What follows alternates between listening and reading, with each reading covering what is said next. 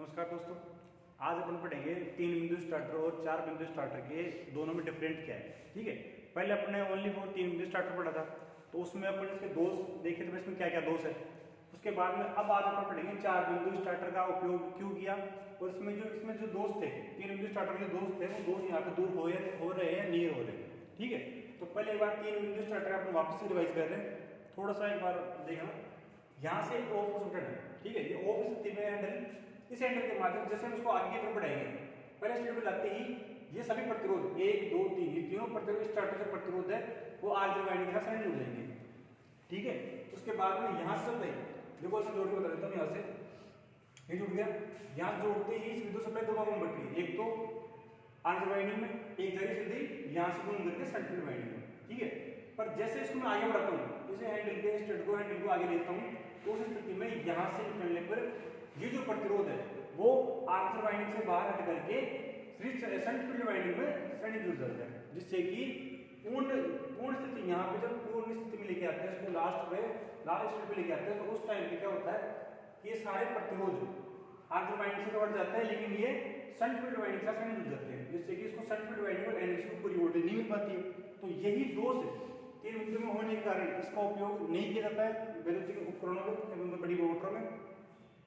इसके इस नुकसान के कारण की ही इसमें अपने 4 बिंदु स्टार्टर का निर्माण किया गया। 4 बिंदु स्टार्टर क्या है? 4 बिंदु स्टार्टर में ये जो अलग से अपने से दे रखा था, ये वायर दे रखा था, ये वायर नहीं जोड़ करके हमने यहाँ पे तांबे की पत्ती लगा दी। ये जो पत्ती है वो तांबे की बनी हुई, ठीक है, तांबे की स्ट्रिप दे रखी है, पत्ती दे रखी है। उस पत्ती के माध्यम जैसे इसको यहाँ से ऑन करेंगे, तो देखो यहाँ से जब हम इसको ऑन किया, तो ऑन करते ही ये तांबे की पत्ती को टच करेगा हैंडल, और इसे पत्ती को टच करेगा।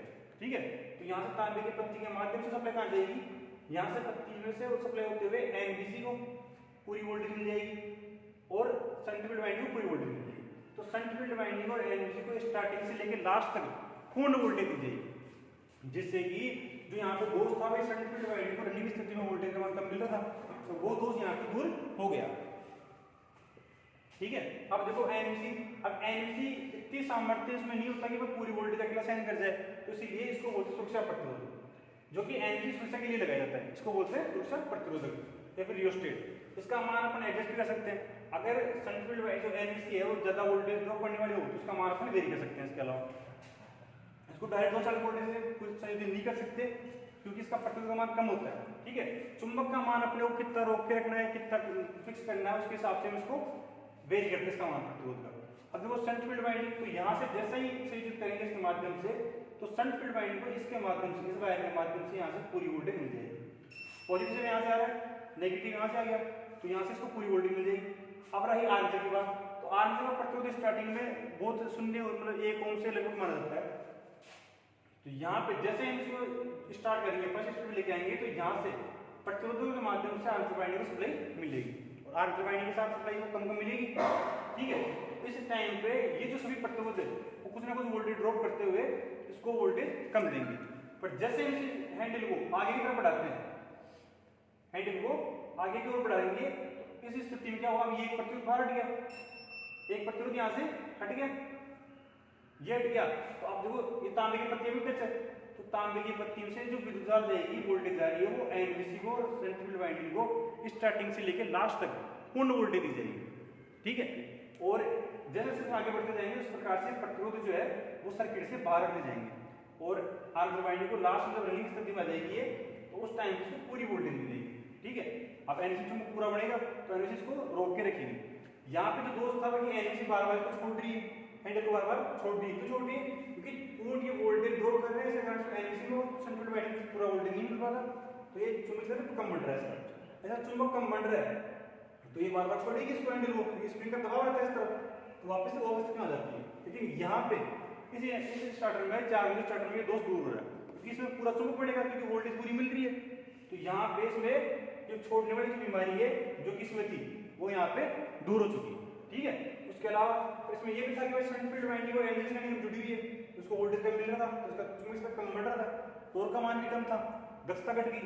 तो यहाँ पे इसको पूरी वोल्टेज मिलेगी, क्योंकि पॉजिटिव यहाँ से मिल रहा है हैंडल के माध्यम से, और नेगेटिव यहाँ से मिल रहा है, तो उसको पूरी की पूरी वोल्टेज जो भी हम यहाँ पे 240 वोल्टेज दे रहे हैं, 50 वोल्टेज दे रहे हैं, वो वोल्टेज यहाँ पे पूरी की पूरी मिलेगी इसको। किसको? शंट फील्ड वाइंडिंग, जिससे कि जो मोटर है अपने पास, शंट मोटर या फिर कम्युनिटी मोटर हो, कंपाउंड मोटर कोई सी भी हो, उसमें पूरी की पूरी वोल्टेज आएगी, वो अपनी दक्षता के अनुसार, अपनी क्षमता के अनुसार पूरा कार्य देगी। ठीक है, अब देखो इस प्रकार से, अब देखो ओएलसी के कार्य कैसे करती है वो देखो एक बार। पिछले वाले वीडियो में अपने बताया नहीं था कि ओएलसी काम कैसे करती है, तो अब की बात बताएंगे। ठीक है, ओएलसी रिले, इसमें इस प्रकार से एक मोटे वायर से लपेटे गए कम टर्मिनल की संख्या दी जाती है। इसमें मोटे वायर से बना होता है ओएलसी रिले, इसमें धारा की लिमिट सेट होती है। ठीक है, इसके नीचे एक लोहे की रोड लगी होती है, उस लोहे की रोड के साथ में यहाँ दो पॉइंट उठा के रख जाते हैं। वो कहाँ से आते हैं? वो एनएच के साथ समांतर में, एनएच के साथ एक पहला वाला पॉइंट और एक लास्ट वाला पॉइंट। ठीक है, तो दोनों पॉइंट निकाल के जोड़ देता है। देखो एक बार मैं बता देता हूँ इसमें, जैसे मैंने यहाँ पे एक लैंप ले लिया। ठीक है, इस लैंप से मैं यहाँ से वायर जोड़ करके सीधा अगर मैं यहाँ शॉर्ट कर दूँ तो ये लैंप काम करेगा नहीं करेगा? तो इस स्थिति में जैसे माना कि मैंने यहाँ पे फेज ले लिया और ये मैंने यहाँ पे न्यूट्रल जोड़ दिया, यहाँ से देखा सर्किट फेज और न्यूट्रल मैंने सर्किट जोड़ दिया। अगर मैं स्टार्टिंग में इसको ओपन रखता हूँ तो लैंप काम करेगा, लेकिन मैं इसको यहाँ से अगर इसको शॉर्ट कर देता हूँ तो अब इस स्थिति में विद्युत सप्लाई, या फिर आपने माना एक और लैंप लगा देते अपन, क्योंकि डायरेक्ट शॉर्ट हो जाएगा ना, यहाँ फेज और न्यूट्रल मैंने दिया, एक लैंप लगाया, तो अब इन दोनों लैंपों को आधे की वोल्टेज मिलेगी, लेकिन जैसे मैं इसको शॉर्ट करूंगा तो पूरी की पूरी वोल्टेज इसी लैंप को मिलेगी। उस टाइम पे ये लैंप बिल्कुल शून्य हो जाएगा, मतलब काम नहीं करेगा। ठीक है, क्यों? क्योंकि इसका प्रतिरोध माना कि अपन 100 ओम है, उसका उस समय 0 ओम है, इस वायर का 0 ओम है, तो विद्युत धारा हमेशा सरल मार्ग दिखेगी। तो वही परिस्थिति आ जाएगी कि भाई यहाँ से जाने वाली धारा का मान है, जैसे तो चुंबकीय क्षेत्र का मान बढ़ेगा तो इस लोहे की ट्रिगर को अपनी तरफ आकर्षित करेगा ये। ठीक है, ये जो ओएलसी रिले चुंबक बढ़ेगा, चुंबक बढ़ने पे कब बढ़ेगा? जब धारा का मान ज्यादा बढ़ेगा। अगर मोटर ओवरलोड हो रही तो धारा का मान बढ़ेगा, तो धारा का मान बढ़ने की स्थिति में ये इस ट्रिगर को अपनी तरफ आकर्षित करेगा। आकर्षित करते ही ये जो कॉन्टेक्टर, दोनों कॉन्टेक्टर वो आपस में शॉर्ट हो जाएंगे। शॉर्ट होने का मतलब ये हो गया, जैसे यहाँ पे ये शॉर्ट हो गया, अब ये शॉर्ट होने पे एनवीसी की जो वोल्टेज है वो शून्य हो जाएगी, एनवीसी में जाने वाली वोल्टेज का मान शून्य हो जाएगा, जिससे कि एनवीसी चुंबकीय क्षेत्र समाप्त हो जाएगा। अब चुंबकीय क्षेत्र समाप्त होने पर ये स्प्रिंग के दबाव के कारण ये हैंडल वापस ऑफ स्थिति में आ जाएगा। ठीक है, अब हैंडल ऑफ स्थिति में आ रहा है, इसका मतलब क्या है? Motor of. ठीक है, तो बस इसमें इस प्रकार से ओएलसी कार्य करती है। ठीक है, इसमें अभी ध्यान रखना भाई, इसमें शंट फील्ड वाइंडिंग के सिरों को E1 E2 से, सीरीज फील्ड वाइंडिंग के D1 D2 से और आर्मेचर वाइंडिंग के A1 A2 से। ठीक है, आर्मेचर पे हमेशा कार्बन घुस लगेगी, ये ध्यान रखना। अगर अपन बिना आर्मेचर के बिना कार्बन घुस लगाए इस प्रकार से बनाते हैं तो ये एम्पीयर मीटर हो गया। ठीक है, तो हमेशा ये ध्यान रखने योग्य बात है कि यहाँ पे आर्मेचर के साथ में अगर तुम कार्बन घुस बनाते हो तो ही ये आर्मेचर, अन्यथा ये एम्पीयर मीटर हो जाता है। हमारे चैनल को लाइक करें, शेयर करें और सब्सक्राइब करें। जो समझ में नहीं आए तो कमेंट बॉक्स में हमें बताएं।